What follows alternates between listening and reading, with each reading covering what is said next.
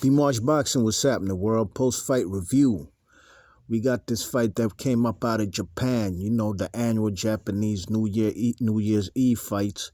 We got Kazuto Ioka, WBO super flyweight champ versus Kosei Tanaka, you know, former flyweight champ, moving up in weight, trying to become the fastest boxer in boxing history to become a 4 different weight class champion. You know what I mean? Now, this was a very good fight right here, you know. Kosei Tanaka, being the younger guy, he definitely looked like, you know, this was going to be his fight to win. You know what I mean? He came in saying that, you know, it's going to be a change of an era, a change of a new guard as far as him being the younger fighter. You know what I'm saying? But the man Kosei Tanaka is a legitimate a 4 different weight class champion. You know, former WBA champ. You know what I'm saying? And now the man, you know what I'm saying, you know, is now a 4-weight champion. You know what I mean? I think his last loss was when he fought that guy, what's his name? What's that? He's also a 4-weight champ from the Donnie Nietes from the Philippines. You know what I mean? And that was December of 2018. I think New Year's of December 2018. You know what I'm saying? New Year's Eve. You know, so Kosei Tanaka, man, like I said, wants a changing of the guard, and it was up to him to do what he has to do. You know what I mean? But in the round one, I gave round one to Kosei Tanaka. You know, his left hook, straight right hand, and landing the double uppercuts by Tanaka. I thought he had the better hand speed, better punch combination in round one. Round two was a close round.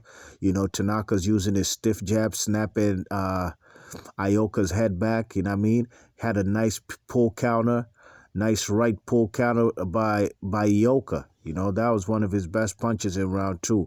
Body shot combination, and finished by a hook. Finished with a hook by Ioka. So round two I gave to Ioka, although it was a close round. But I thought besides the, you know, the left, what you call it, the stiff jab that was snapping Ioka's head back, I thought the pull counter by Ioka and the body shot combination finished off with the right hook was a thing of beauty by Ioka. Round three was vicious left hooks to the body by Tanaka, straight right hands. Ioka's left hook was one of the few punches he did land on the man Tanaka in round three. But Tanaka's displaying quicker hand speed so far through the first 3 rounds, you know. So round 3, I gave it to Tanaka. Round 4 was a close round. You know, Tanaka starts off quick with the quick hand speed, does a 6-punch combination, has the man Ioka backing up on the ropes. But guess what? All of the punches missed, you know what I mean? Looks like the man Ioka is tightening up his defense. You check it, jab to the stomach by the man Tanaka. Nice, setting it up with the nice jab to the pit of the stomach. But Ioka's dropping some nice looping left hooks, you know what I mean? And he has better defense, more defensively responsible, and an overhand right before round 4 ends, busts up Tanaka's nose. You know what I mean? Tanaka's nose is now leaking. And to me, that's where the momentum of the fight changed, you know what I'm saying? Not that necessarily Tanaka was severely hurt, but the overhand right that he didn't see that busted up his nose before the round ended probably gave him something to think about, you know. Round 5 was a back and forth round, you know what I'm saying, for the first minute. Tanaka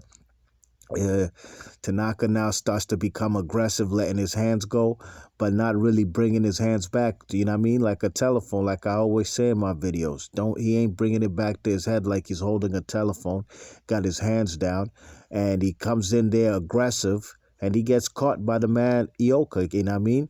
By a beautiful overhand right and a left hook combination, while the man Ioka got his back towards the rope, and it drops the man Tanaka, puts him on his ass. He gets up right before the round ends, you know what I mean? And he gets saved by the bell. Round 6, Ioka's ripping combinations, you know what I mean? Ioka'S keeping his defense tight. He's letting his hands go, but he's bringing them back to his head and also protecting his rib cage. You know what I mean? Because Tanaka was landing at least in the first half, some beautiful body shots. You know what I'm saying? Tanaka's now overreaching. He's now, telegraphing his punches and overreaching. Got his chin up in the sky, and then ain't bringing his hands back to his face. You know what I mean? And kind of like a Roy Jones style.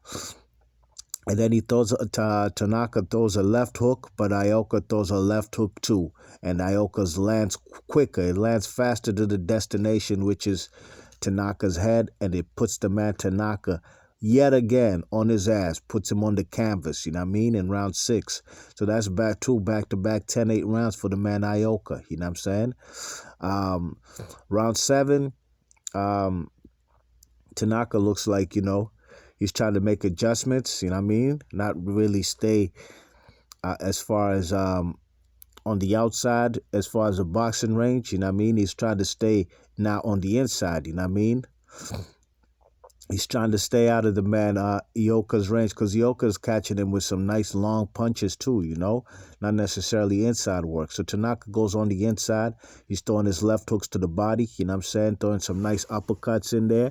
Ioka'S also letting his hands go, but in my opinion, I thought Tanaka was landing his adjustments going on the inside. He landed the more meaningful shots, you know what I mean? Especially the left hooks to the body and the uppercuts, you know what I'm saying? So round 7, I gave it to Tanaka, but round 8 was the beginning of the end. Good back and forth round, you know what I'm saying? Tanaka's a little aggressive, you know what I mean? That's not necessarily an inside fight in round 8 like it was in round 7, phone booth style. It wasn't, so Tanaka becomes a little too aggressive in there with his hands down. Yeah, it's all good to be aggressive. It's a boxing fight. You should be aggressive. But you have to be calculated with your defense and not have a leaky defense. And unfortunately for Tanaka, that's exactly what he had. And the younger man gets clapped with a left hook in between a punch combination thrown by the man Tanaka. And guess what, man? The man gets stopped on his feet. And when he gets stopped, I'm talking about he was out on his feet, basically sleep on his feet, you know what I'm saying? Was about to fall. The man got clipped. The referee just jumped in and stopped the fight.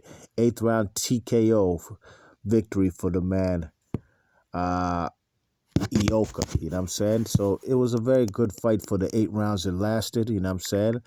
Good fight. And congratulations to, Kazuto Ioka, you know what I mean? 4-weight champion, retains his WBO strap, you know what I mean? WBO super flyweight title. This is, I believe, his 3rd defense of his WBO title. You check it, you know what I mean? After losing to the man, he did lose for the vacant WBO title in a fight that, I thought it could have been a draw. I didn't necessarily thought he lost to the man Donnie Nietes. I think that fight was on HBO, if I'm not mistaken, But Kazuto Ioka, even though he has a couple losses, you know what I mean? I think he lost to Rangrang a few years ago, the guy from Thailand. He still maintains and retains his world title, you know what I mean? And being the older guy, you know what I'm saying? At 31 years old, he beats the younger guy who's 7 years or 6 years his junior, you know what I mean? So congratulations to Kazuto Ioka retaining his WBO title. And Kosei Tanaka, man, still a young guy, champion in 3 different weight classes.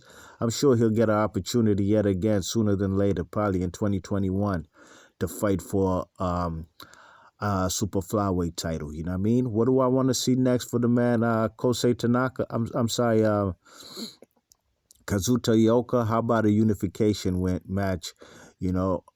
Although it has been said that the winner of Roman Chocolatito Gonzalez versus El Gallo, Juan Francisco Estrada, they have the winner of that fight has to face the man Rungvisai. You know what I mean?